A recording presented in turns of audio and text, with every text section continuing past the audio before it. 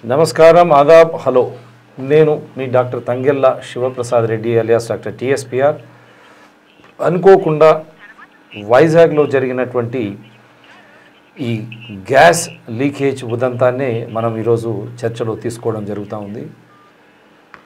ఉదయం నిద్రలోనే చాలామంది గ్యాస్ను పీల్చడం ద్వారా ఇప్పటి వరకు మనకు అందిన సమాచారం, ఆంధ్రప్రదేశ్ రాష్ట్ర ప్రభుత్వ అందించినటువంటి సమాచారం ప్రకారం 10 మంది చనిపోవడం జరిగింది. దాంట్లో 3 చిన్న పిల్లలు కూడా ఉండడం అందరినీ బాధించే విషయం.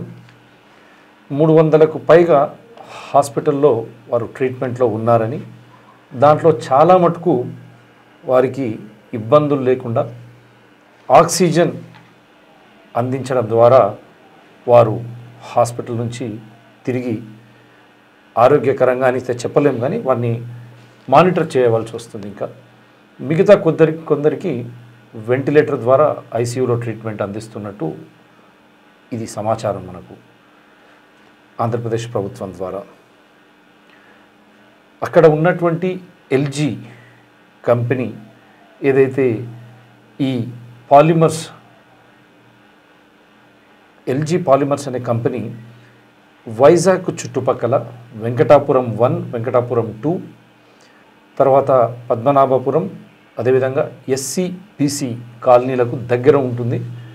దీనికి ముఖ్యంగా వెంకటాపురం 1 and 2లోనే పెద్ద ఎత్తున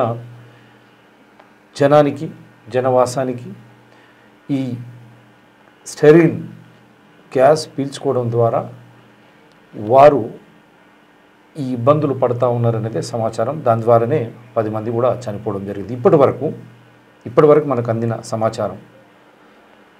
ఇది కరోనా వ్యాధితో పోరాడే సమయంలో ఇటువంటి విపత్తుకు వైజాగ్ లాంటి పట్టణం గురి కావడం, వైజాగ్ పక్కన ఉన్నటువంటి ఆ ప్రాంతం గురి కావడం అందరినీ ఆశ్చర్యానికి గురి చేసింది. ఎందుకంటే మనం చూస్తూ ఉన్నాం, విజయవాడ నుంచి వైజాగ్కు రాజధానిగా తరలించాలనే ఒక పెద్ద ప్రక్రియ మొదలైన నేపథ్యంలో అందరూ చెప్తూ వచ్చేటువంటి మాట, వైజాగ్ అంత అనుకూలంగా ఉంటుందా అనే తరుణంలోనే కరోనా విపత్తు నుంచి బయటపడే క్రమంలోనే ఈ గ్యాస్ లీక్ ద్వారా 10 మందికి పైన చనిపోవడం, చాలామంది దాని బారిన పడడం నిజంగా శోచనీయం.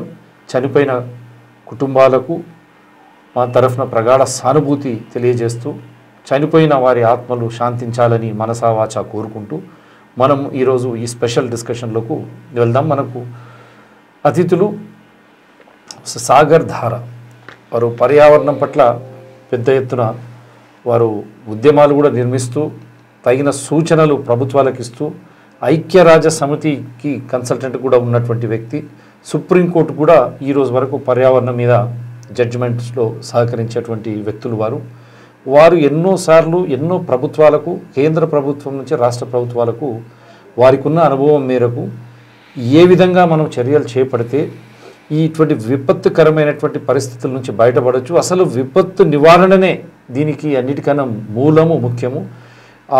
ఎందుకంటే ఏ పరిశ్రమలు వచ్చినా అది ప్రజాహితంలో ప్రజల కొరకే ఉండాలి తప్ప కేవలం ఒక రాజకీయ నేపథ్యంలోనో, కేవలం ఒక పొలిటికల్ పార్టీకి ఫండింగ్ గానో, లేక ఆ పారిశ్రామికవేత్తల వారి కావలసినటువంటి ఈ ఆర్థిక వనరులు సమకూర్చుకునే దిశలోనూ ఎప్పుడు కూడా పరిశ్రమలు ఉండకూడదు అనే నేపథ్యం వారు మొదటి నుంచి చెప్పుకుంటూ వచ్చారు. మన స్పెషల్ డిస్కషన్లో కూడా మీరు గమనిస్తే కరోనాపై పోరాటంలో మనం ముందు భాగంలో ఉన్నాం. మొదటి రోజు నుంచి కూడా మనం ఒకటే చెప్పుకుంటూ వచ్చినాం, ఈ కరోనా పట్ల భారతదేశం కానీ, సగటు రాష్ట్ర ప్రభుత్వాలు కానీ, వారు ప్రజలను కానీ అసలు వారే సమాయత్తం కాలేదు. అంటే ప్రిపేర్డ్నెస్ అనేది లేదు, ఫ్లయింగ్ బ్లైండ్ అని మనం మొదటి నుంచి చెప్పుకుంటూ వస్తూ ఉన్నాం. 11వ తారీఖు మార్చి 11కు పాండమిక్ డిక్లేర్ చేసిన తర్వాత 12వ తారీఖు లవ్ అగర్వాల్ ఏమన్నారు, 19వ తారీఖు ప్రధానమంత్రి ఏమన్నారు, ఆ తదుపరి సడన్గా జనతా కర్ఫ్యూ 22కు మళ్ళీ 24 నుంచి మొదటి లాక్డౌన్, తదుపరి 2వ లాక్డౌన్, ఇప్పుడు మనం మూడవ లాక్డౌన్లో ఉన్నాం. అంటే ఈ లాక్డౌన్ చేసే ముందు పరిశ్రమల పట్ల వారు ఏ విధమైనటువంటి జాగ్రత్తలు వహించాలా? అంటే దీని విపత్తు, అసలు ఇటువంటి కరోనా విపత్తు, అది ఆరోగ్య విపత్తు. విపత్తు నివారణ సంస్థలు, నేషనల్ డిజాస్టర్ ఆర్గనైజేషన్స్ ఏవైతే ఉన్నాయో అవి దేశపరంగా రాష్ట్రపరంగా ఉన్నాయి. వాటిని పని చేయనిస్తే ఇటువంటి విపత్తులు జరిగేటివి కాదు అనే ఆలోచన ఇప్పుడు అందరికీ వస్తూ ఉంది. మనం మొదటి నుంచి చెప్పుకుంటూ వస్తాం. నేషనల్ డిజాస్టర్ మేనేజ్మెంట్ ఫోర్స్ ఎక్కడికి పోయింది, అసలు ఏం చేస్తూ ఉందని మనం ప్రశ్నిస్తూ వస్తాం. ఇప్పుడు అనుకోకుండా వైజాగ్లో ఇటువంటి విపత్తు, ఇటువంటి డిజాస్టర్ సంభవించడం నిజంగా దురదృష్టకరం. వారందరినీ కూడా ఎట్టి పరిస్థితుల్లో ఆ గ్యాస్ లీక్ మొత్తం తగ్గే వరకు ఆ ప్రాంతంలోకి పోకూడదని వారికి విజ్ఞప్తి చేస్తూ, మనకు అదేవిధంగా ఫోన్ లైన్లో కూడా వైజాగ్ నుంచి సీనియర్ జర్నలిస్ట్ మనకు జగన్నాథం గారు కూడా ఆ వెంకటాపురం పక్కనే ఉంటారు, వారు కూడా మనకు అందుబాటులో వస్తూ ఉన్నారు.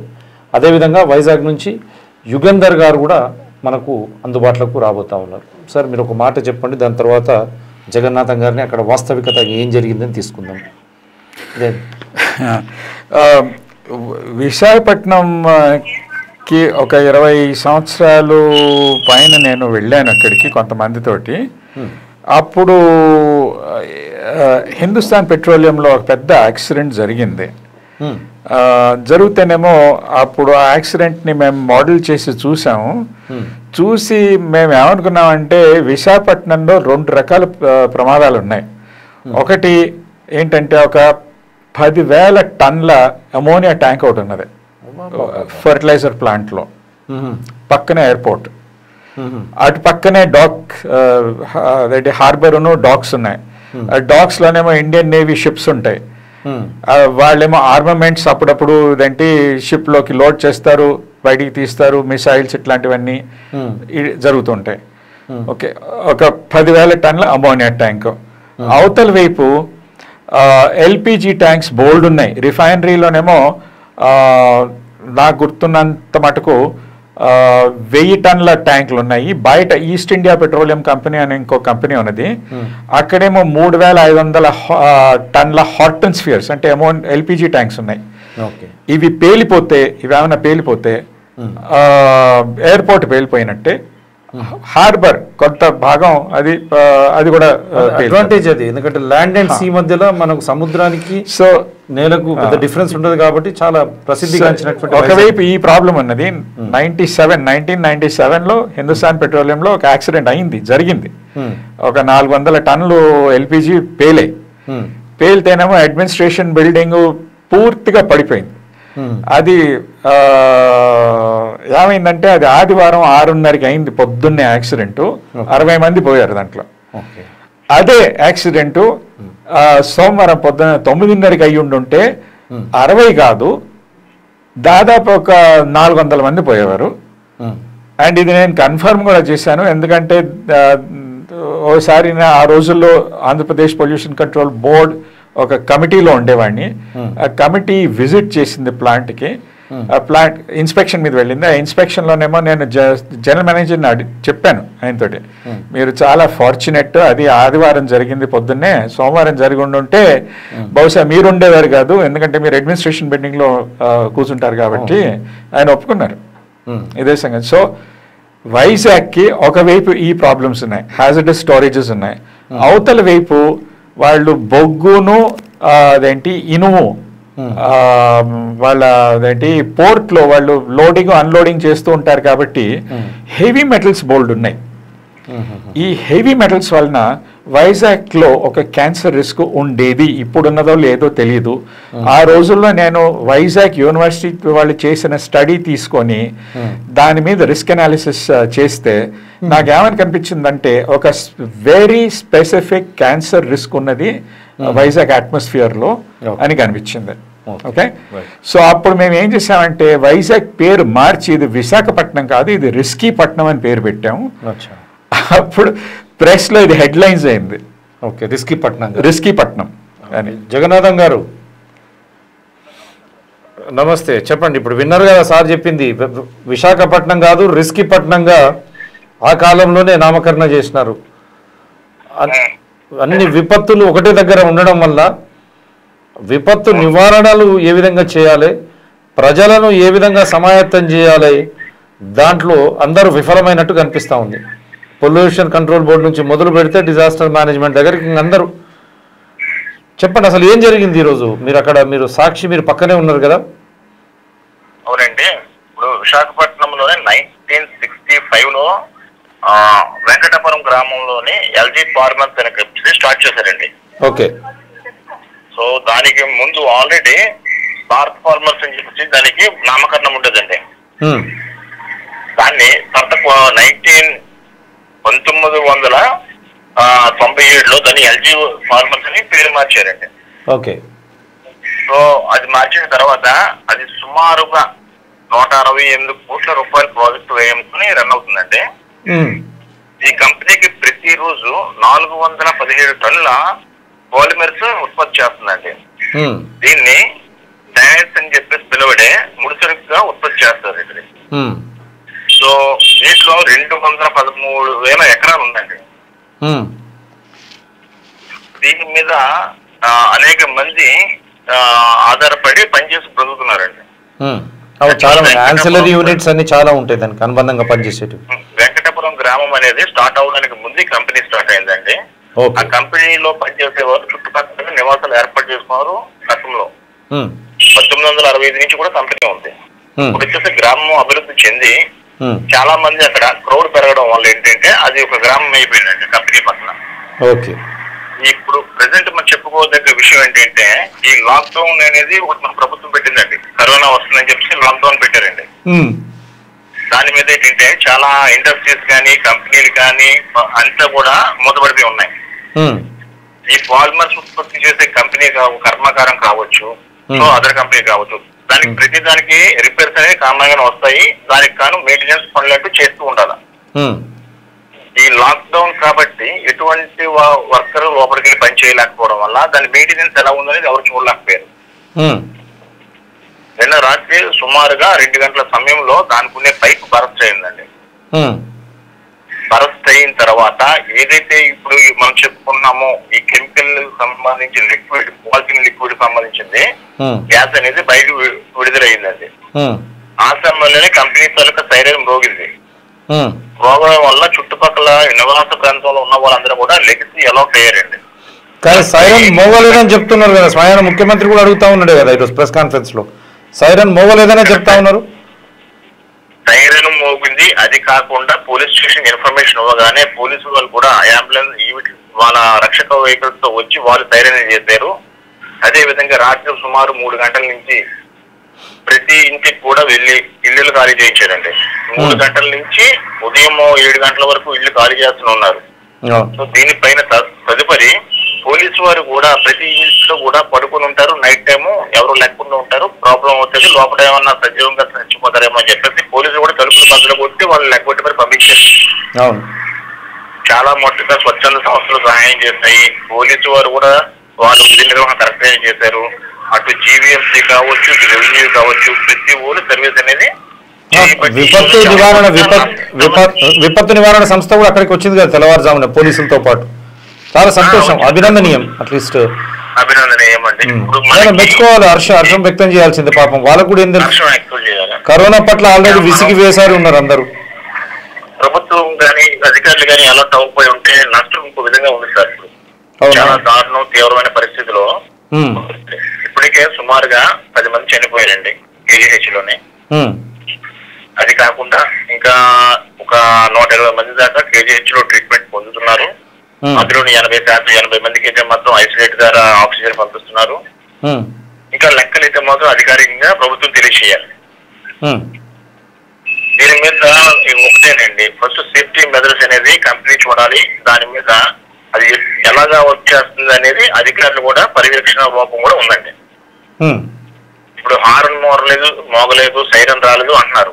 సో దాని మీద హార్న్ మోగలేదు, సేఫ్టీ ఆఫీసర్ ఖచ్చితంగా దాని మీద రిపోర్ట్ అవ్వాలండి పని చేయలేనప్పుడు.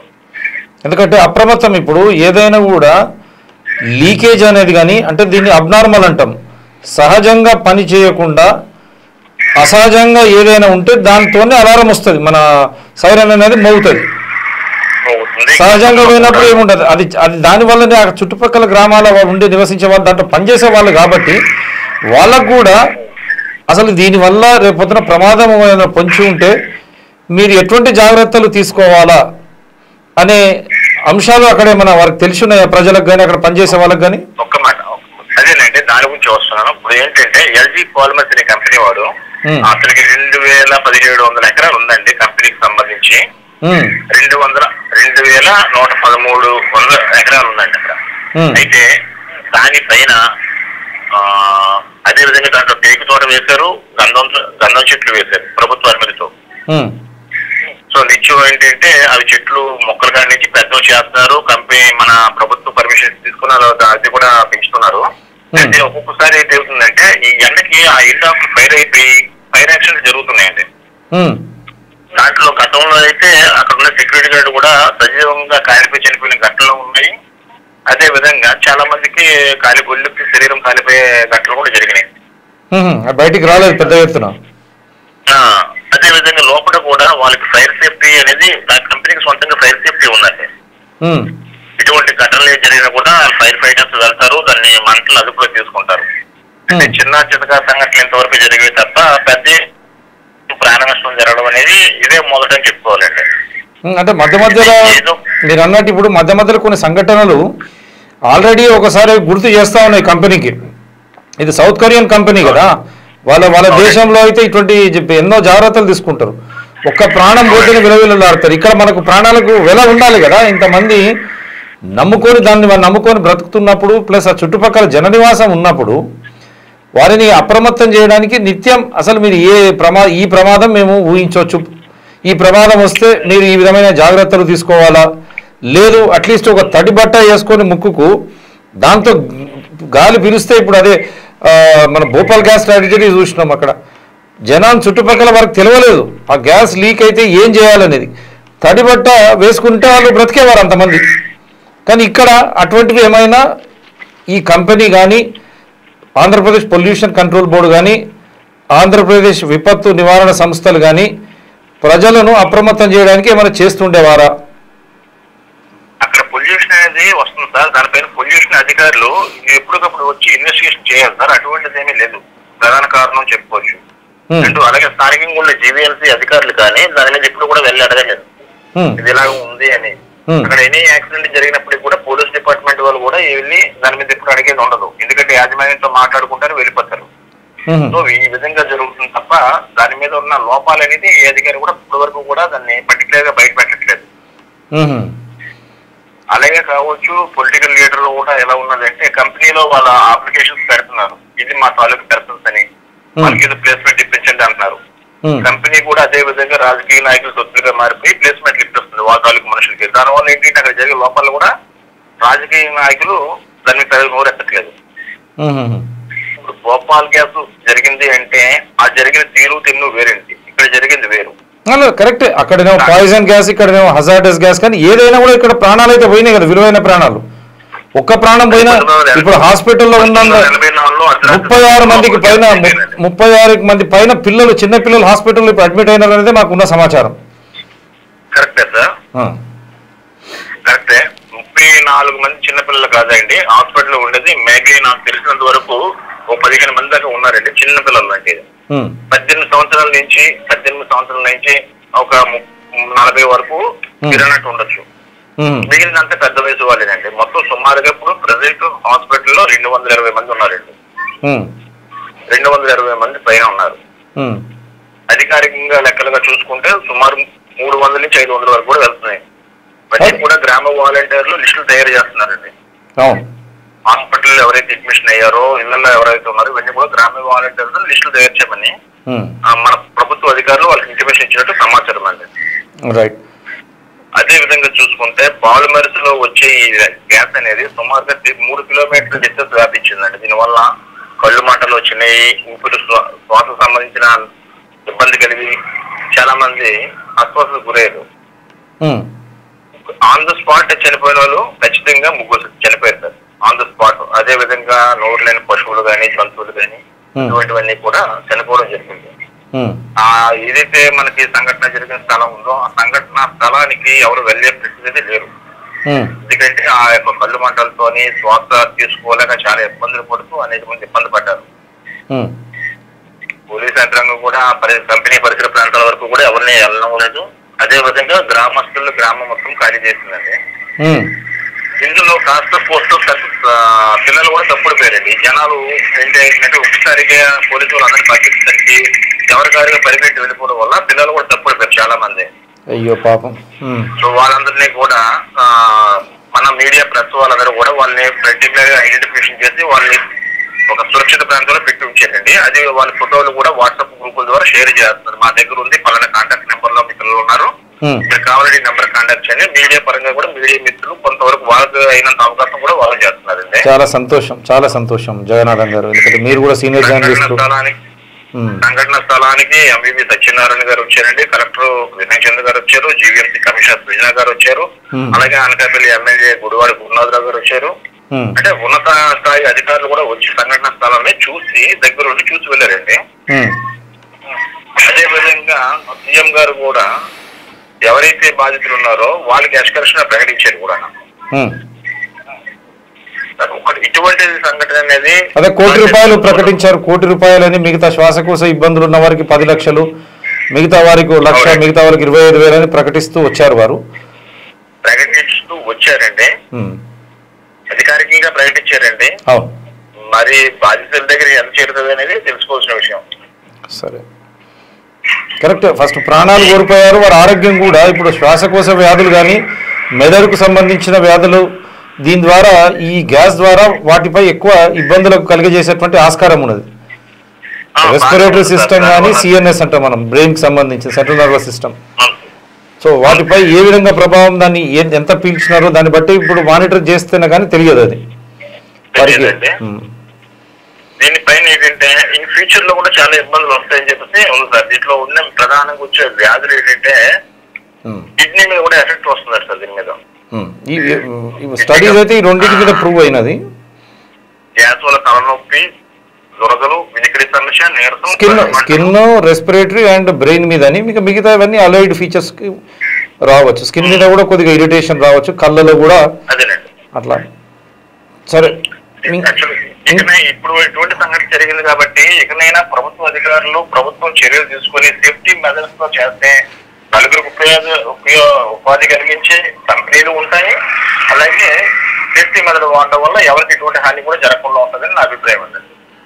ఏమైనా అడుగుతారా సాగర్ గారు? మాట్లాడుతున్నారు మీతో జగన్నాథం గారు. మీరు ఈ కంపెనీ ఏంటి మెయిన్ గేట్ కి ఈ యాక్సిడెంట్ జరగకపోయే ముందు ఎప్పుడన్నా వెళ్ళి చూసారా?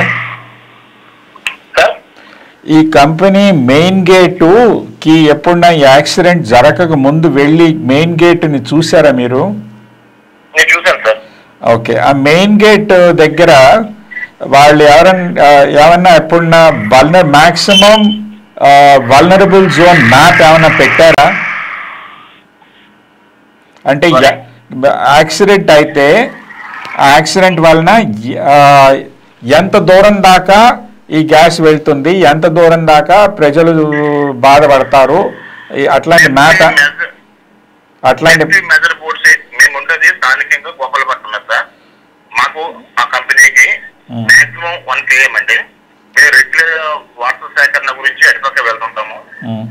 ప్రతిసారి కంపెనీగా చూస్తామంటే అక్కడ సేఫ్టీ మెజర్స్ అనేది ఏమీ ఉండదండి.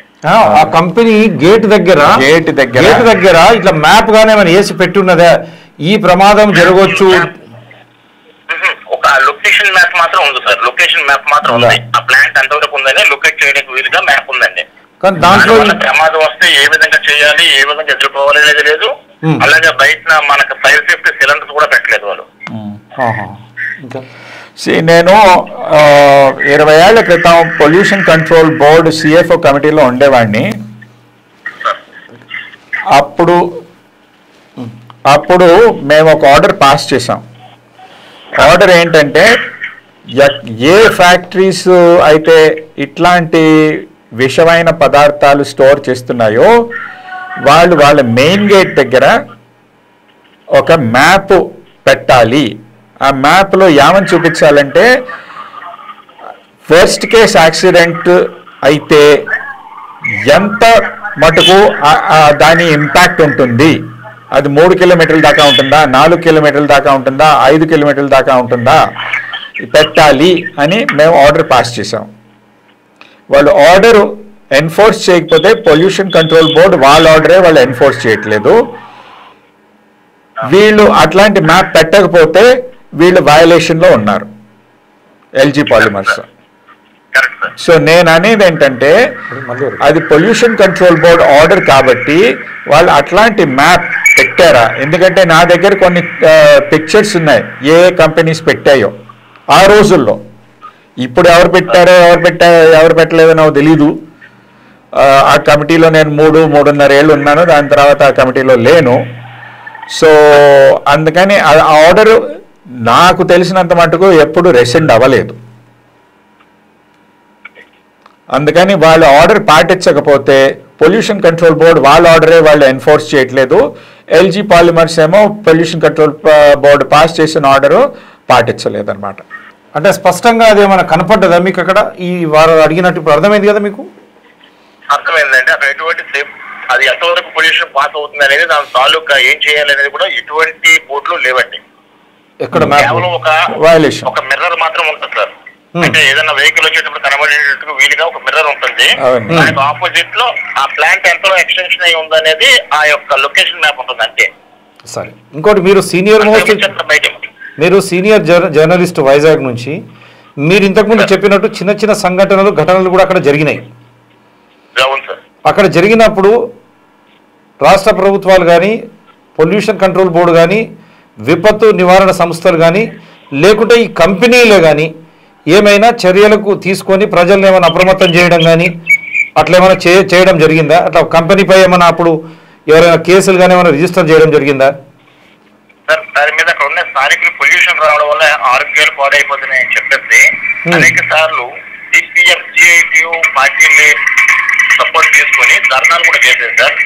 అదే విధంగా గ్రామంలో ఉన్న గ్రామస్తులు కూడా మా కంపెనీ వాళ్ళ ఆరోగ్యాలు పాడైపోతున్నాయి, పిల్లలకి ఇబ్బంది అవుతుంది, గర్భాలు పోతున్నాయి, వృద్ధులకి ఎముకలు మెత్తబడిపోతున్నాయి, ఆరోగ్య సమస్యలు వస్తున్నాయి, అదే విధంగా మాకు ఊపిరితిత్తుల సమస్యలు వస్తున్నాయి, కంపెనీకి ఉండకూడదు అనేక సార్లు ధర్నాలు చేశారండి. అనేక సార్లు వాళ్ళు గ్రామస్తులంతా ఏకమై కంపెనీకి లెటర్లు కూడా పెట్టారు. అయినప్పటికీ కూడా కంపెనీ మాకు అవసరం లేదు అని చెప్పేసి అయినప్పటికీ ఏ అధికారి కూడా పట్టించుకోలేదు నేటి వరకు కూడా. అదే విధంగా ఆ కంపెనీ ఉండడం వల్ల అక్కడ తాగునీరు భూగర్భ జలాలు కూడా కలుషితం అయిపోతున్నాయి, వాటర్ కూడా బాగా రావట్లేదు. దాని పక్కన పొలాలు కూడా ఉన్నాయి, పొలాల్లో పంటలు కూడా సమంగా పండట్లేదు, భూగర్భ జలాలు పాడైపోయి పంట కూడా పోతుందని చెప్పేసి అనేక సార్లు మొరపెట్టుకునే రోజులు ఉన్నాయండి స్థానికులు. అదొకటి. మీరు అన్నట్టు పాతకాలం నుంచి అక్కడ ఈ సంస్థ ఉన్నప్పుడు, ఈ కంపెనీ ఉన్నప్పుడు ఆ చుట్టుపక్కల జన నివాసానికి ఎవరు అనుమతి ఇచ్చినట్టు జగన్నాథం గారు? జన నివాసానికి అంటే 1965లో నేను స్టార్ట్ చేశారండి. 1965లో ఊరు డెవలప్మెంట్ లేదు సార్. అక్కడ ఎవరు ఊరు చివరిన ఒకరిద్దరు మాత్రం ఉండేవారు. చూస్తే నిలబడడానికి కూడా మనిషి ప్లేస్ ఖాళీ లేకుండా ఉందండి. ఎవరు ఇప్పుడు జన నివాసం అటువంటి కంపెనీల చుట్టుపక్కల ఉండవద్దు కదా?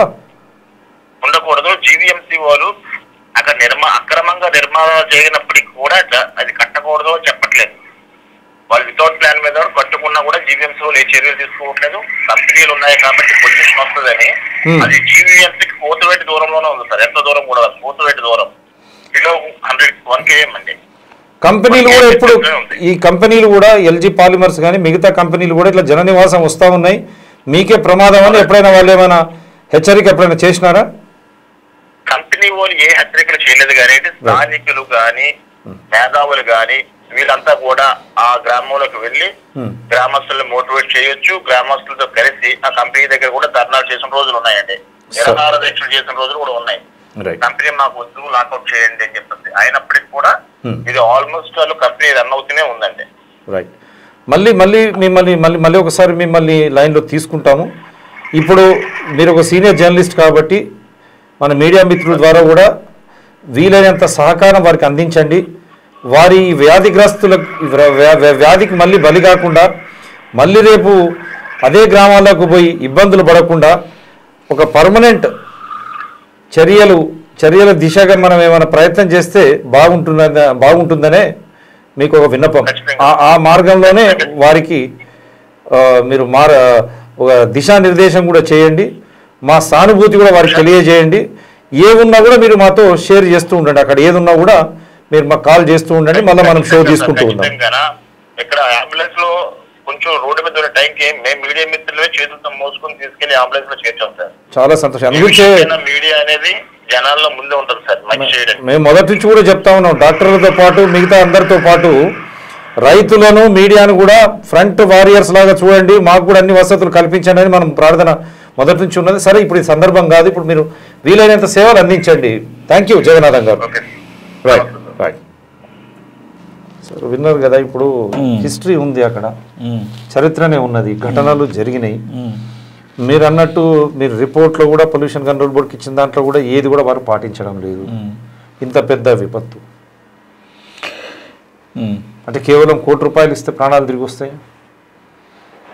ఎంతోమంది అస్వస్థకు గురయ్యారు. వారికి ఇప్పుడు శ్వాసకోశ వ్యాధులా లేక మెదడుకు సంబంధించిందా, వారు భయపడుతున్నట్టు చర్మానికా లేక ఇంకా వేరే మన శరీర భాగాలకు ఏ విధంగా చెప్పలేదు మనం. అంటే ఏం కాకూడదనే కోరుకుందాం, బట్ ఇది వాస్తవం. మన ముందర వాస్తవం ఉన్నప్పుడు దాన్ని వాస్తవాన్ని పక్కకు పెట్టి మనం చేయడానికి వీలు కాదు కదా. సో మీరు ఒక రిస్క్ అనాలిస్ట్గా, ఒక పర్యావరణవేత్తగా ఎట్లా చూస్తారు ఇవన్నీ జరుగుతూ ఉంటే? ఈ సంపద అంతా ఎవరి కోసం? జనాలను పరంగా పెట్టి సంపాదించాల్సిన అవసరం ఉందంటారా?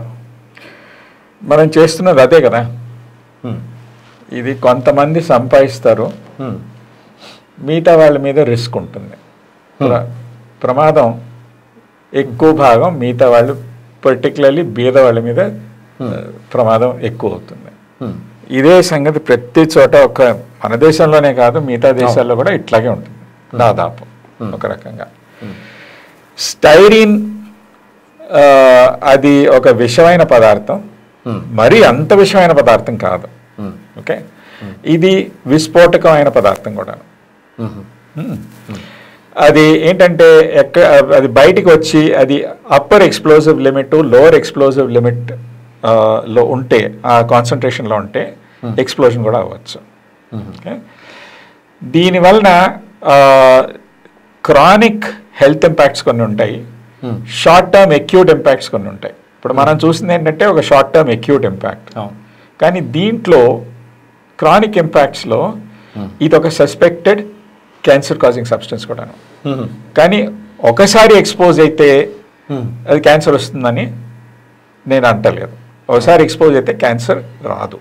ఆ ప్రమాదానికి సో దీని ప్రాపర్టీస్ అంటే దీని టాక్సిక్ ప్రాపర్టీస్ చాలానే ఉన్నాయి. ఓకే, బట్ ఇది అంత టాక్సిక్ ఏమీ కాదు. ఇటు వచ్చి హై కాన్సన్ట్రేషన్స్లో ఎక్స్పోజ్ అయితే మాత్రం ప్రజలు నిదర్శనం చనిపోయారు కదా, ప్రజలు చనిపోతారు. ఇప్పుడు నిదర్శనంగా ఉంది కదా. దీన్ని నేను మోడల్ చేశాను ఈ లీక్ని, ఎందుకంటే ఎంత బయటకు వచ్చిందో నాకు తెలియదు. అందుకని 2 టన్, 5 టన్ అండ్ 10 టన్కి మోడల్ చేశాను. చేస్తే నాకు ఏమని కనిపించిందంటే, అది మీరు స్లైడ్స్లో చూడొచ్చు. 10 టన్ రిలీజ్ అయితే దాదాపు 4 కిలోమీటర్ల దాకా దీని వల్నరబుల్ జోన్ ఒకటి వస్తుంది. ఈ వల్నరబుల్ జోన్లో ప్రజలు ఉండకూడదు, జన నివాసం ఉండకూడదు. సో తర్వాత నేను చెప్తాను ఇది ల్యాండ్ యూజ్ రూల్స్ పాటించారా లేదా, ల్యాండ్ యూజ్ రూల్స్ ఎంత పట్టుకున్నాయి, అదొక ప్రశ్న. ఓకే, 5 టన్ రిలీజ్లో దాదాపు 3 కిలోమీటర్ల దాకా వల్నరబుల్ జోన్ వస్తుంది. ఇది టాక్సిక్ రిలీజెస్ కోసం అన్నమాట. 2 టన్ రిలీజ్ అయితే దాదాపు 2 కిలోమీటర్ల దాకా వస్తుంది. ఓకే, నేను ఇవాళ పొద్దున్నే ఫోన్ చేశాను కొంతమందికి వైజాగ్లో, దాదాపు ఇదే అక్కడ అధికారి ఇది 1 నుంచి 3 కిలోమీటర్లు అంటా ఉన్నాను, అంత స్పష్టంగా చెప్పడం లేదు వాళ్ళు. 3 కిలోమీటర్లు అంటే ఏమనొచ్చు? ఇప్పుడు అది 10 టన్ అని వచ్చాము మీరు అన్నట్టు. 3 కిలోమీటర్లు అంటే బిట్వీన్ 5 and 10 టన్స్ ఉంటుంది. ఇక్కడ చూడండి, ఇక్కడ చూస్తే మీకు స్పష్టంగా కనిపిస్తుంది ఇట్లా. ఇప్పుడు రాత్రిపూట ఏమవుతుందంటే గాలి సాధారణంగా కోస్తా జిల్లాల్లో అది సముద్రం వైపు గాలి వీస్తుంది. సో ఇక్కడుంటే ఇక్కడ మ్యాప్ మీద చూస్తే ఇది సముద్రం బహుశా ఈ సముద్రం వైపుకి వెళ్తున్నది అనమాట.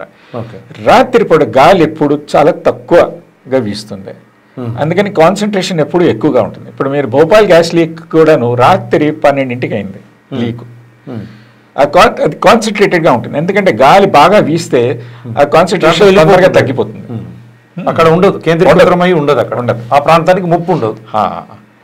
ఇప్పుడు ముఖ్యంగా ఏమిటంటే ఇక్కడ వీళ్ళు చేసిన వయలేషన్స్ ఏంటి అది చూడాలి. తప్పిదాలు వైఫల్యాలు.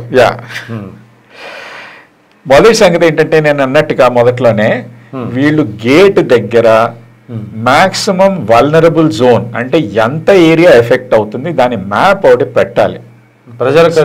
అది పొల్యూషన్ కంట్రోల్ బోర్డ్ ఆర్డర్ ప్రకారం. మొదటి సంగతి పొల్యూషన్ కంట్రోల్ బోర్డు ఆ ఆర్డర్ని ఎన్ఫోర్స్ చేసిందా లేదా. ఎన్ఫోర్స్ పొల్యూషన్ కంట్రోల్ బోర్డు చేయకపోతే ఎల్జీ పార్లమెంట్స్ ఎందుకు చేస్తాడు? చెయ్యడు. ఓకే, నేను మీకు కొన్ని ఫోటోలు చూపిస్తాను. ఇండియన్ ఆయిల్ కార్పొరేషన్ వాళ్ళు పాటించారు ఈ రూల్ని. సో రెండోది ప్రభుత్వ రంగ సంస్థలన్నీ పాటిస్తున్నాయి ఒక విధంగా, అన్ని పాటించట్లా. ఎందుకంటే హిందుస్థాన్ పెట్రోలియం పాటించట్లా. అక్కడ దొంగలు అన్ని చోట్ల ఉంటారు, ప్రైవేట్ లోనూ ఉంటారు, పబ్లిక్ సెక్టర్ లోనూ ఉంటారు. వాళ్ళు మేము ఈ ఆర్డర్ పాస్ చేసిన తర్వాత హిందుస్థాన్ పెట్రోలియం వాళ్ళ ఎన్వైరన్మెంట్ ఫిలాసఫీ పెట్టింది బైపాస్ చేయడానికి. మేము చెప్పిన ఇదిగో బోర్డు పెట్టామండి, ఆ బోర్డు ఫోటో ఉన్నది నా దగ్గర. ఆ బోర్డు చూస్తే ఎన్వైరన్మెంటల్ ఫిలాసఫీ ఉన్నది. మేము అడిగింది ఏంటి, వాళ్ళు చేసింది జాగ్రత్తలు. ఏమైనా రేపైనా విపత్తు జరిగితే ఏం జాగ్రత్తలు తీసుకోవాలి, ఎటువంటి విపత్తు జరగవచ్చు, దీనివల్ల సంభవించవచ్చు. సో ఏంటంటే రెండో సంగతి ఏంటంటే ఎక్కడైతే ఇట్లాంటి విషమైన పదార్థాలు స్టోర్ చేస్తారో అక్కడ on site and off site disaster management plan తయారు చేయాలి. తయారు చేసిన తర్వాత off site disaster management plan district collector కి ఇవ్వాలి. ఇచ్చే ఉంటారు. ఇచ్చిన తర్వాత అక్కడ పబ్లిక్ ని ట్రైన్ చెయ్యాలి. ఇన్ ది ఈవెంట్ ఏమన్నా జరిగితే ఏం చెయ్యాలి అని. ఇది రాత్రి 2:30కో 3:00కో జరిగింది.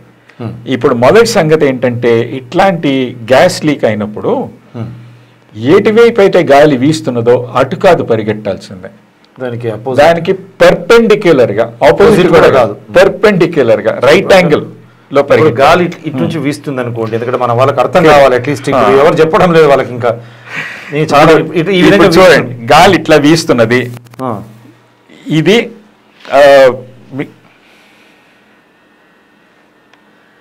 గాలి ఇట్లా వీస్తున్నది, గ్యాస్ క్లౌడ్ ఏమో ఇట్లా వెళ్తున్నది, ఇటు వెళ్ళాలి. అది షార్టెస్ట్ డిస్టెన్స్. ఇట్లా ఇట్లా వస్తా ఉంటే మనం ఇట్లా పోవాలి. అంటే ఇది కొద్దిగానే మీకు తగులుతుంది ఇక్కడ, అంతే కదా, కట్ చేసుకుంటూ వెళ్ళిపోతాం. పరిగెట్టకూడదు, త్వరగా నడవాలి. ఎందుకంటే అది ఎట్లాంటి గ్యాసో తెలియదు కదా ప్రజలకి. ఫ్యాక్టరీ ద్వారా కొద్దిగా మీరు వినండి, చెప్పండి సార్. ఫ్యాక్టరీ మజ్దూరికి తెలుసు అది విషమైన పదార్థమా, అది విస్ఫోటకమైన పదార్థమా, అది కరోసివ్ సబ్స్టెన్సా, ఎట్లాంటి పదార్థమో ప్రజలకి తెలియదు. ఎంత వాళ్ళు పరిగెడితే అంత వాళ్ళ అంటే ఊపిరితిత్తుల్లోకి ఆ గ్యాస్ ని పీలుస్తారు. అందుకని పరిగెట్టడం ఎక్కువ మనకు ఆయాసం వచ్చే ఎక్కువ గాలి పీల్చుకుంటాం కాబట్టి కొద్దిగా మెల్లిగా నడవాలా. మెల్లిగా కాదు, కొద్దిగా గట్టిగానే నడవండి, ఉరకద్దు. ఓకే, ఈ విధంగా ఇది ఇట్లా వస్తా ఉంటే మీరు ఈ విధంగా పోవాలి, గుర్తుపెట్టుకోండి, పర్టికులర్ గా అని చెప్పేది. మూడోది, నార్మల్లీ ఇట్లాంటి గ్యాసెస్ అన్ని ఇవి వాటర్ సాల్యుబుల్ గా ఉంటాయి. అందుకని ఏదో ఒక గుడ్డ షర్టో లేకపోతే బెడ్షీటో తీసుకొని దాన్ని వెంటనే ఒక బకెట్లో ముంచి నీళ్లు తోటి దాన్ని నీళ్ళలో ముంచి మన ముక్కు నోరుని కప్పాలి. గమనించాలి, వాటర్ సాల్యుబుల్ అంటాం, ఇది నీళ్ళలో కరిగిపోతాయి, కలిసిపోతాయి. కాబట్టి ఏది ఉన్నా కూడా గుడ్డ తీసుకొని నీటిలో ముంచి ముక్కు నోరును చేసుకుంటూ మీరు నడుచుకుంటూ తప్పించుకునే ప్రయత్నం చేయాలి. ఇంకో సంగతి, బూట్లు వేసుకోకూడదు. ఓకే, అంటే ఇప్పుడు చర్మం తోటి చేసిన చెప్పులు వేసుకోకూడదు, ఎందుకంటే దాంట్లో ఇనుము ఇవి ఉంటాయి, దాని చీలలు చీలలు ఉంటాయి. ఓకే, లైట్లు ఆన్ ఆఫ్ చేయకూడదు. అంటే మామూలు రబ్బర్ చెప్పులు వేసుకొని పోవచ్చు. రబ్బర్ చెప్పులు వేసుకొని ఎందుకో బూట్లు కానీ అవి వేసుకోకూడదు. లైట్ ఆన్ ఆఫ్ చేయకూడదు. కార్లో వెళ్ళకూడదు, స్కూటర్లో వెళ్ళకూడదు. ఎందుకంటే లైట్ ఆన్ ఆఫ్ చేస్తే స్పార్క్స్ వస్తాయి. కార్ స్టార్ట్ చేసిన, మోటార్ సైకిల్ స్టార్ట్ చేసిన, స్కూటర్ స్టార్ట్ చేసిన స్పార్క్స్ వస్తాయి. ఇప్పుడు అది ఎక్స్ప్లోజివ్ గ్యాస్ అయితే ఎక్స్ప్లోడ్ అవ్వచ్చు. అలాగే ఇదేంటి బూట్లను చెప్పులు ఎందుకు వేసుకోవద్దు, ఎందుకంటే బూట్ల కింద ఇవి ఉంటే, నెయిల్స్ ఉంటే, ఆ నెయిల్స్ తోటి స్పార్క్స్ రావచ్చు రోడ్డు మీద, మంటలు చెలరేగవచ్చు. మీరు బండి ఆన్ చేసిన చిన్న ఆ కొద్ది మంట కూడా అది విస్ఫోటకంగా ఉన్నటువంటి పదార్థం అయితే అక్కడనే పెద్ద ప్రమాదం జరగవచ్చు. అందుకే కార్లు కానీ స్కూటర్లు కానీ ఎట్టి పరిస్థితుల్లో మీరు వాడకూడదు. ఏంటంటే ఇప్పుడు ఎల్జీ పాలిమర్స్లో ఇట్లాంటి పదార్థం వాళ్ళు స్టోర్ చేశారు. వాళ్ళు చుట్టుపక్కల ఉన్న వాళ్ళని ట్రైన్ చేశారా, అసలు కంపెనీల వాళ్ళని ట్రైన్ చేశారా? ఇప్పుడు అది మొదటి ప్రశ్న. కంపెనీ వాళ్ళని బహుశా ట్రైన్ చేసి ఉంటారు. నేను అనుకోవడం కంపెనీ వాళ్ళని ట్రైన్ చేసి ఉంటారు. అది నా అనుభవం. జనరలీ ప్లాంట్స్ తోటి, చాలా ప్లాంట్స్ తోటి పని చేశాను కాబట్టి. చుట్టుపక్కల ఉన్న వాళ్ళని ట్రైన్ చేశారా? పొల్యూషన్ కంట్రోల్ బోర్డు ఎన్ఫోర్స్ చేసిందా వీళ్ళ మీద, మీరు ట్రైన్ చెయ్యండి అని? చేశారా? ఇది అసలు ఆ ప్రజలకి తెలుసా వీళ్ళు ఏం తయారు చేస్తున్నారు, ఏం స్టోర్ చేస్తున్నారు, అది ఎంత ప్రమాదం దాని నుంచి అనేది తెలుసా? ప్రమాదాలు తెలుసా? ఎందుకంటే వాళ్ళు చుట్టుపక్కల ఉంటున్నారు, వాళ్ళు అడగలేదు కదా ఈ ప్రమాదం కోసం. అవును, ఆ ప్రమాదం ఎవడో తెచ్చిపెట్టాడు, వాళ్ళ నెత్తి మీద పెట్టారు. ఆ ప్రమాదం ఏంటో తెలియటం వాళ్ళ హక్కు. సో ఈ పనులన్నీ జరిగాయా ముఖ్యమైన సంగతి. దాని తర్వాత మిగతా సంగతులు ఏంటంటే ఎంత బయటకు వచ్చింది, ఎట్లా వచ్చింది, ఇవన్నీ ఎట్లాగో మెల్లగా తెలుస్తాయి. సో కలెక్టర్ కూడా ఆఫ్ షోర్ అన్నారు కదా, విపత్తు నివారణ, దీనివల్ల ప్రమాదం ఏంది, దీనివల్ల విపత్తు ఏ విధంగా నివారించవచ్చు అనే నివేదిక కలెక్టర్ దగ్గర ఉన్నదా? దాన్ని వాళ్ళు పబ్లిక్ లో బయట పెట్టారా? కలెక్టర్ డ్యూటీ కదా, అది బయట పెట్టాలి. దీనివల్ల ఈ ప్రమాదం ఉండొచ్చు, మీరు తగిన జాగ్రత్తలు తీసుకోవాల్సి వస్తుంది. ఎప్పుడైనా ఇటువంటి ప్రమాదం ఉత్పన్నమైనప్పుడు ఎటువంటి జాగ్రత్తలు మీరు తీసుకోవాలి, మీరు ప్రాణాలను ఏ విధంగా కాపాడాలనే హెచ్చరికలు కలెక్టర్ నుంచి ప్రజలకు, ఆ చుట్టుపక్కల నివాసం ఉండే ప్రజలకు చేరాయా లేదా? అసలు ఆ కంపెనీ చుట్టుపక్కల జన నివాసాన్ని ఎందుకు మీరు దాన్ని అలౌ చేసినట్టు, అది కూడా ల్యాండ్ యూజ్ లాస్ రూల్స్ ఏమున్నాయి, అవి సరిగ్గా పాటించారా? ఈ కంపెనీ చాలా పాత కంపెనీ కదా. అవును, పాత కంపెనీ అయితే ఎవరైతే ముందొచ్చారో, ఓకే, తర్వాత వచ్చిన వాళ్ళు జాగ్రత్తలు తీసుకోవాలి. సో జాగ్రత్తలు ఎవరు తీసుకోవాలి? ప్రభుత్వం. ఇప్పుడు municipal corporation, Visakhapatnam municipal corporation వాళ్ళ ల్యాండ్ యూస్ ప్లాన్స్ ఎట్లా ఉండాలంటే, దీని చుట్టుపక్కల వల్నరబుల్ జోన్లో జన నివాసం ఉండకూడదు. అధికారులు వింటున్నారు అనుకుంటాను. ఇప్పుడు మనం అట్లీస్ట్ విశాఖపట్నంలో యాక్సిడెంట్స్ బోల్డ్ అయ్యాయి. ఇప్పుడు హిందుస్థాన్ పెట్రోలియంలో 97లో జరిగిన యాక్సిడెంట్ చూడండి. 400 టన్నులు ఎల్పిజి ఎక్స్ప్లోడ్ అయింది రాత్రి అంటే పొద్దున్నే 6-6:30కి 60 మంది పోయారు దాంట్లో. అది ఆదివారం 6:30కి అవ్వకుండా అది సోమవారం 9:30కి అయ్యి ఉంటుంది. ప్రమాదం జరిగేది. 300-400 మంది పోయేవాళ్ళు. ఎందుకంటే ఇక్కడ చూపిస్తాను నేను మీకు, ఆ ఎంటైర్ లేఅవుట్ ప్లాన్ ఇక్కడ ఉన్నది మన దగ్గర. ఆ లేఅవుట్ ప్లాన్లో స్పష్టంగా కనిపిస్తుంది ఎల్పిజి లీక్ అయింది, ఎక్కడికి వెళ్ళింది, అడ్మినిస్ట్రేషన్ బ్లాక్ అంతా అంటే ఫ్లాటన్ అయింది. ఫ్లాటన్ అయిందంటే మినిమం ఒక 400 టన్నులు ఎల్పిజి వాళ్ళు ఎల్పిజి హార్బర్ నుంచి ఒక షిప్ నుంచి పంప్ చేస్తున్నారు హిందుస్థాన్ పెట్రోలియంకి. హిందుస్థాన్ పెట్రోలియం అంత క్రితం ఏం చేసేదంటే ఒక క్యాంటీన్ ఉండేది. ఆ క్యాంటీన్లో నేకెడ్ ఫ్లేమ్స్ ఉండేవి. కమిటీ చెప్పిన తర్వాత ఆ క్యాంటీన్ బంద్ చేశారు. అట్లాగే ఒక 20 సజెషన్స్ ఇచ్చాం. ఆ సజెషన్స్ అన్ని వాళ్ళు పాటించాల్సి వచ్చింది. ఇక్కడ బ్యాంక్ ఉన్నది, స్మోకింగ్ ఏరియా, సిఐఎస్ఎఫ్ బ్యారెక్ ఉన్నది, స్మోకింగ్ ఏరియా. సో చిన్న చిన్న కంపెనీలే కాదు, ఎల్జీ అదేంటి పాలిమర్సే కాదు, ఇక్కడ రిఫైనరీ ఎన్ని అదేంటి సేఫ్టీ రూల్స్ని పాటించలేదు బేసిక్లీ. అంత పెద్ద ప్రమాదం విశాఖపట్నానికి, వైజాగ్కు పొంచి ఉన్నది, అందుకనే రిస్కీ పట్నం. అయితే ఇప్పుడు ముఖ్యమంత్రి గారు అసలు నివారణకు, భవిష్యత్తులో నివారణకు కూడా చర్యలు తీసుకునేటట్టు కమిటీ నిర్ధారించాలని చెప్తా ఉన్నారు. భవిష్యత్తులో నివారణకు వారు ఇప్పుడు నిర్దేశిస్తున్నారు, చాలా సంతోషం. నివారణ అనేది లేకుండానే, విపత్తు అనేది ఏమనేది తెలియకుండానే ఈ కంపెనీలకు పర్మిషన్లు ఇచ్చిందంటారా? ఈ కంపెనీకి పర్మిషన్ ఏమో ఎప్పుడో ఇచ్చారు, ఒక 50 సంవత్సరాల క్రితం. ఓకే, కానీ ఏమవుతుందంటే దాని తర్వాత వీళ్ళు 97లో ఎల్జీ వాళ్ళు తీసుకున్నారు కదా, సౌత్ కొరియా వాళ్ళు. 97లో. అవును. కానీ ఈ సేఫ్టీ గురించి ఇంత దాకా మన దేశంలో ఏ కంపెనీ దగ్గర అయితే కాస్త కూస్తో బాటమ్ లైన్ ఉన్నదంటే, కాస్త కూస్తో డబ్బు ఉన్నదో వాళ్ళు ఏదో కాస్త కూస్తో చేశారు, మిగతా వాళ్ళు అంత ఎక్కువ ఏమీ చెయ్యలేదు. ప్రమాదాలు, విపత్తు నివారణ చర్యలు చేపట్టకుండా ఆ కంపెనీలకు పర్మిషన్స్ ఎట్లా ఇస్తారండి? జనాన్ని పనంగా పెట్టి, జనాల ప్రాణాలు మానాలు పనంగా పెట్టి ఎవరి కోసం అది? ఇక్కడ 2 సంగతులు ఉన్నాయి. ఒక సంగతి ఏంటంటే పర్మిషన్లు ఇస్తారు, ఆ పర్మిషన్ తోటి వాళ్ళేమో కండిషన్స్ పెడతారు. ఆ కండిషన్స్ నిజంగా ఎంత మంచి కండిషన్స్ అది చూడవలసిన సంగతి.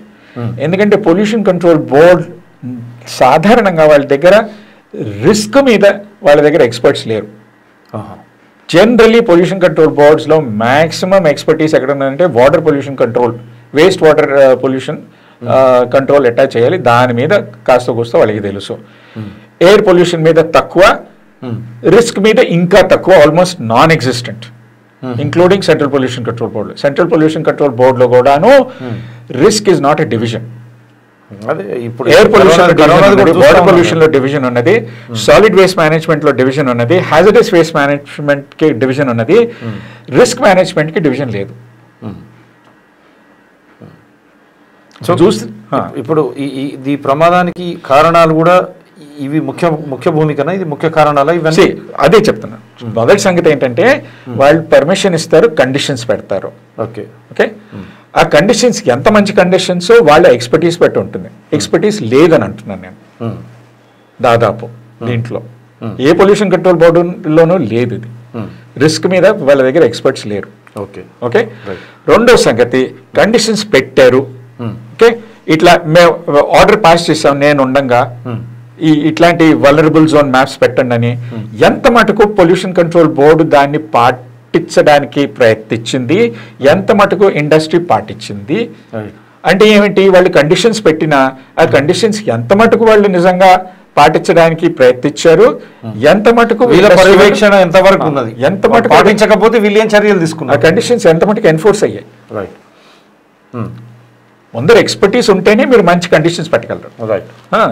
రెండోది మీ దగ్గర విల్ ఉంటేనే మీరు అక్కడ ఎన్ఫోర్స్ చేయగలరు. విల్ ఉండాలి కదా, విల్ ఎక్కడున్నది?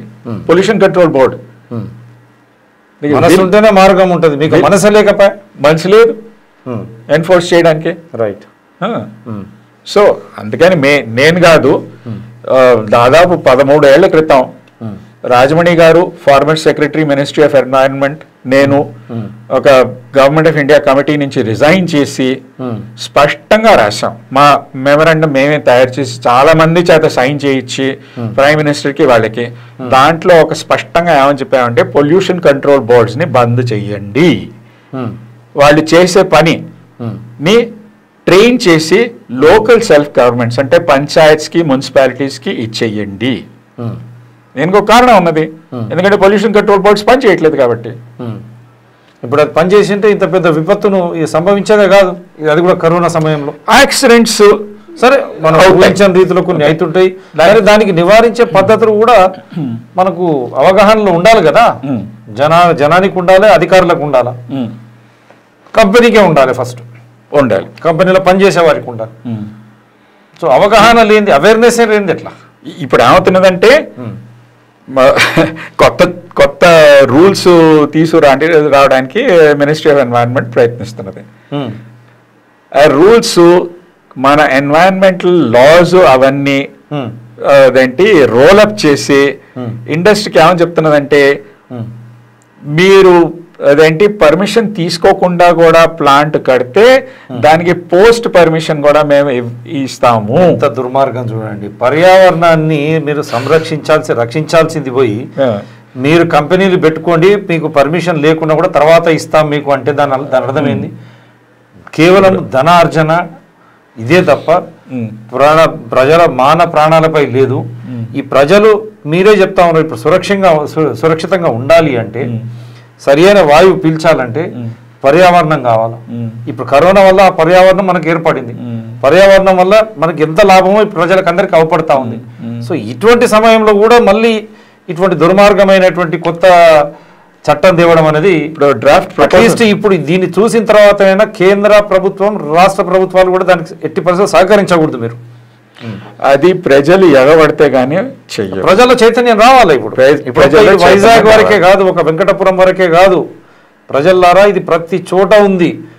మీరు ఎట్టి పరిస్థితుల్లో ఇటువంటి కంపెనీలు కానీ ఇటువంటి చట్టాలు ఏవైతే కేంద్రం కానీ రాష్ట్ర ప్రభుత్వాలు, రాజకీయ పార్టీలు వాళ్ళు ముసుగులో ఎవరు కంపెనీ పెట్టుకున్నా మీరు పెట్టుకోవచ్చు పర్మిషన్ లేకున్నా, అది పర్యావరణానికి ఎటువంటి నష్టం చేసినా మాకు సంబంధం లేదు అనే ధోరణిలో వాళ్ళు పోతే, ప్రజలు మీరు సహకరిస్తే, లేదు మీకు తెలియనట్టు ఉంటే ఇటువంటి విపత్తులు జరిగితే అక్కడ కేంద్రంలో ఉన్నటువంటి ప్రభుత్వాలు కానీ ఇక్కడ రాష్ట్రంలో ఉండేటువంటి ప్రభుత్వాలు, పార్టీలకు ఎవరికి నష్టం లేదు, మనలాంటి సామాన్యులకే ఇబ్బందులు, నష్టాలు. కాబట్టి మీరు గమనించండి, ప్రతిఘటించండి.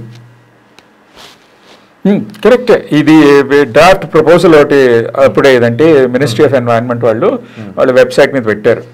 ఇదంటే impact assessment, environmental impact assessment నామ్స్ని మారుస్తున్నాము. కొన్ని ఫ్యాక్టరీలు వాళ్ళు పర్మిషన్ లేకుండా కట్టడం మొదలుపెట్టినా వాళ్ళు ఏంటి తర్వాత వచ్చి పర్మిషన్ తీసుకోవచ్చు అని.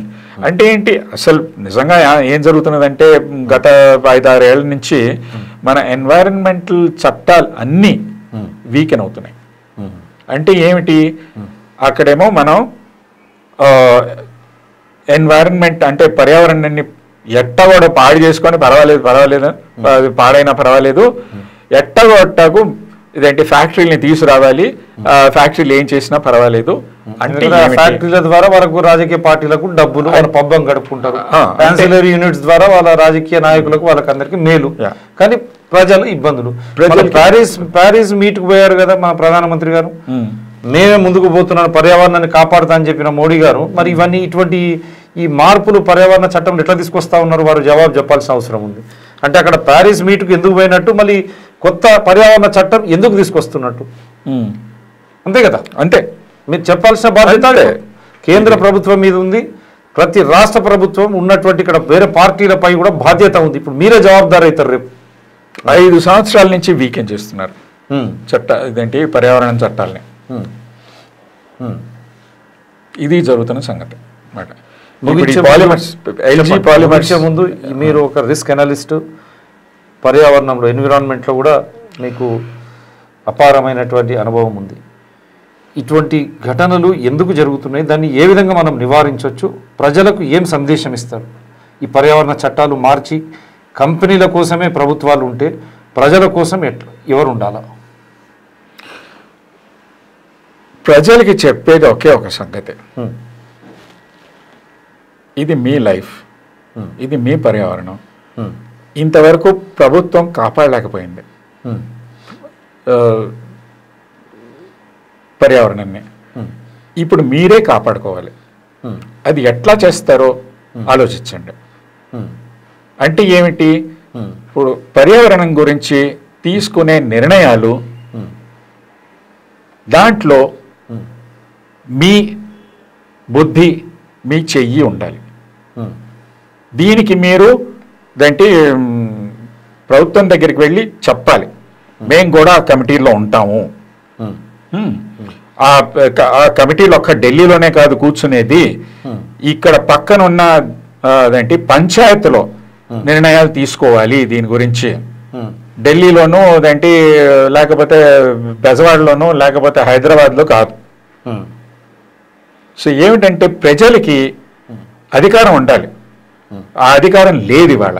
ఇప్పుడు ప్రతి చోట అదేంటి చెట్టు కొట్టేస్తున్నారు, ప్రజలను అడగకుండా నీరు తీసేసుకుంటున్నారు ప్రజలు నడకుండా అక్కడ. అదేంటి కాలుష్యం తయారు చేసే ప్లాంట్స్ ని పెడుతున్నారు. పంచాయత్స్ అబ్జెక్ట్ చేసి వాళ్ళు అదేంటి రెజల్యూషన్స్ పాస్ చేసిన ఇట్లాంటి ప్లాంట్స్ కడుతున్నారు. ఇదే న్యాయం. ఇప్పుడు ప్రజల మీద మరి బాధలు కలగట్లేదా? రిస్క్ బేరర్స్ ఎవరు? వాళ్ళ పర్మిషన్ తీసుకోకుండా ప్రభుత్వం ఎందుకు చేస్తున్నది, ఎట్టా చేస్తున్నది? అందుకని ప్రజలు చెప్పాలి, ప్రభుత్వంతో గట్టిగా చెప్పాలి, జోరుగా చెప్పాలి. అంటే ఏమిటి? ఇప్పుడు ఇంపాక్ట్ అసెస్మెంట్ ఉన్నది. ఇంపాక్ట్ అసెస్మెంట్ నాకు అర్థం కాదు. ఎవరైతే ఇంపాక్ట్ చేస్తున్నారో వాళ్ళు ఇంపాక్ట్ అసెస్మెంటా చేయాల్సింది, లేకపోతే ఎవరి మీద ఇంపాక్ట్ అవుతున్నదో వాళ్ళ చెయ్యాలి? రాజమండ్రి గారు నేను రాసిన డ్రాఫ్ట్ లో అదే అన్నాం. ఇంపాక్ట్ అసెస్మెంట్ ప్రాజెక్ట్ ప్రపోనెంట్ కాదు, ఎవరైతే ఇంపాక్ట్ అవుతారో వాళ్ళు చేయాలి impact assessment. Entire impact assessment ఇది చట్టం అది తల మీద కూర్చున్నది ఉల్టా. దీన్ని మార్చాలి. నిజంగా ప్రజలు అంటే పర్యావరణాన్ని కాపాడాలంటే పర్యావరణ నిర్ణయాలు ప్రజలు తీసుకోవాలి. ఇది ఈరోజు స్పెషల్ డిస్కషన్లోని అంశం. దురదృష్టకరం, వైజాగ్లో 10 మందికి పైన ప్రాణాలు కోల్పోవడం, మిగతా వారు అస్వస్థతకు గురి కావడం. మన అతిథి చెప్పినట్టు ఇటువంటి గ్యాస్ వచ్చే సమయంలో గ్యాస్ ఈ విధంగా వస్తూ ఉంటే మనం పర్పెండిక్యులర్గా ఈ విధంగా ఇక్కడ నుంచి గ్యాస్ వస్తూ ఉంటే మీరు ఇక్కడ నుంచి ఉరకడం నేర్చుకోవాలా. మిగతా సబ్స్టెన్స్లు అంటే ఏవైనా కూడా నీటిలోనే అవి కలిసిపోతాయి కాబట్టి ఏదైనా ఒక గుడ్డ తీసుకొని నీటిలో ముంచి మీ ముక్కు మూతికి కట్టుకొని త్వరితగతిన నడుచుకుంటూ ఉరకకుండా, ఎక్కువ ఉరికితే గ్యాస్ను మనం ఎక్కువ పీలుస్తాం కాబట్టి త్వరితగతిన నడుచుకుంటూ రబ్బర్ చెప్పులు వేసుకొని పోవడం. అదేవిధంగా కారు కానీ స్కూటర్ను కానీ ఎట్టి పరిస్థితుల్లో స్టార్ట్ చేయకుండా, అక్కడ నుంచి వచ్చే నిప్పు ఉంటే ఆ గ్యాస్ విస్ఫోటకరంగా ఉంటే అక్కడనే పెను ప్రమాదం జరుగుతుంది. కాబట్టి ఇటువంటి జాగ్రత్తలు మీరు తీసుకుంటూ మీరు ముందుకు అక్కడి నుంచి ఆ ప్రాంతం నుంచి మీరు దూరం పోయే విధంగా అటువంటి చర్యలే తీసుకోవాలా. ఇవి గమనించాలి. ఇటువంటి సామాన్యమైనటువంటి కనీసం ఇటువంటి ప్రమాదం వస్తే ఇటువంటి చర్యలు మీరు తీసుకోవాలని చెప్పని ప్రభుత్వాలు కానీ, అక్కడ ఉన్నటువంటి ఆంధ్రప్రదేశ్ పొల్యూషన్ కంట్రోల్ బోర్డు కానీ, ఆంధ్రప్రదేశ్ విపత్తు నివారణ సంస్థ కానీ చెప్పకపోవడం దుర్మార్గం. దాన్ని తీవ్రంగా ఖండించాల్సిందే. ఇంతమంది అస్వస్థతకు గురి కావడం, ఇంతమంది విలువైన ప్రాణాలు పోవడం, దానికి ఇప్పుడు ఎవరు కారకులు? వారు చెప్పినట్టు ఈ ఎల్జీ పాలిమర్స్ చట్టబద్ధంగా వారు నిర్ణయాలు ఏవైతే ఇంతకుముందు వారు కూడా కమిటీ మెంబర్ కాబట్టి ఆ చెప్పినటువంటి ఆ నిబంధనలన్నీ పాటించిందా? వారన్నట్టు రెగ్యులర్గా ఎవరు దాన్ని పర్యవేక్షణ చేస్తూ ఉన్నారు? రెగ్యులర్గా పోయి ఏపీ పొల్యూషన్ కంట్రోల్ బోర్డా, కలెక్టరా, లేక ఆంధ్రప్రదేశ్ విపత్తు నివారణ సంస్థన ఆ రిపోర్ట్లు బయట పెట్టాల్సిన అవసరం ఎంతైనా ఉంది.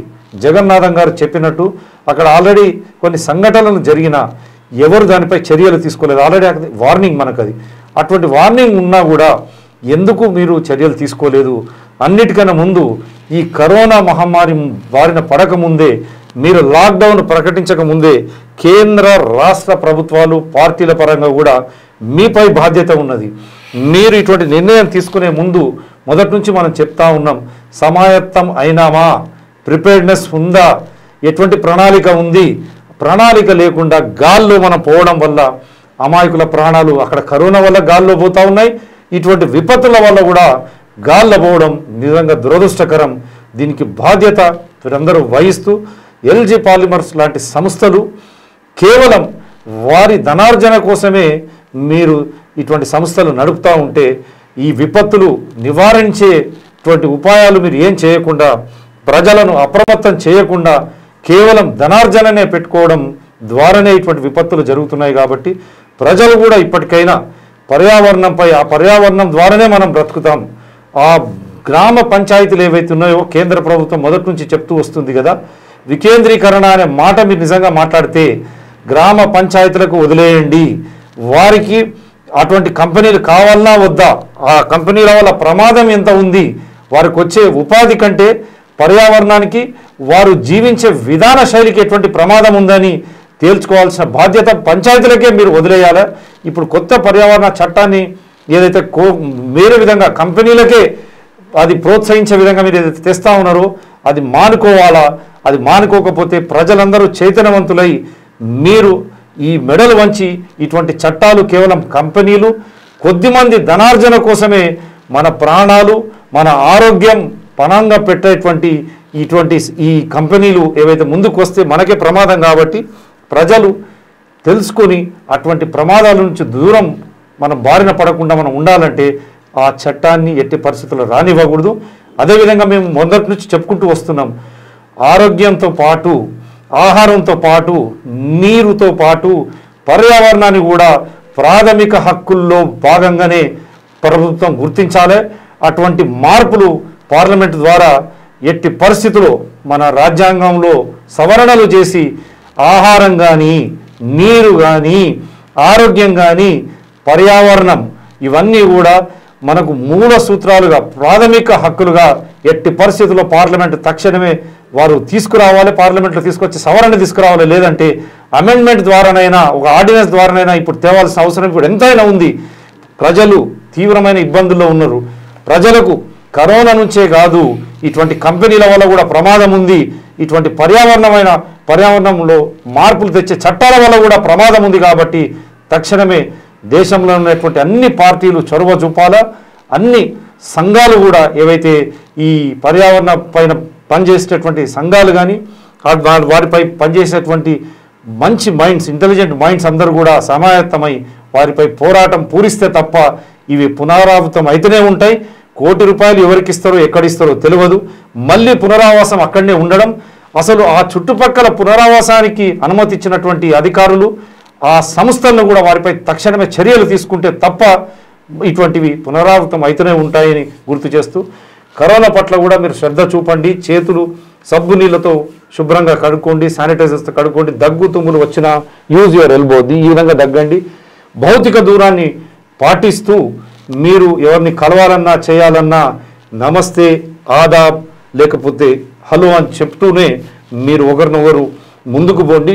భౌతికంగా దూరంగా ఉంటూ సమాజంలో మనం అందరం కలిసి ఉండేటువంటి వాతావరణాన్ని కల్పించాల్సిన బాధ్యత కూడా మనపై ఉంది అని గుర్తు చేస్తూ మరో అంశంతో మేము ముందుకు doctor Thangella Sivaprasad Reddy alias doctor TSPR.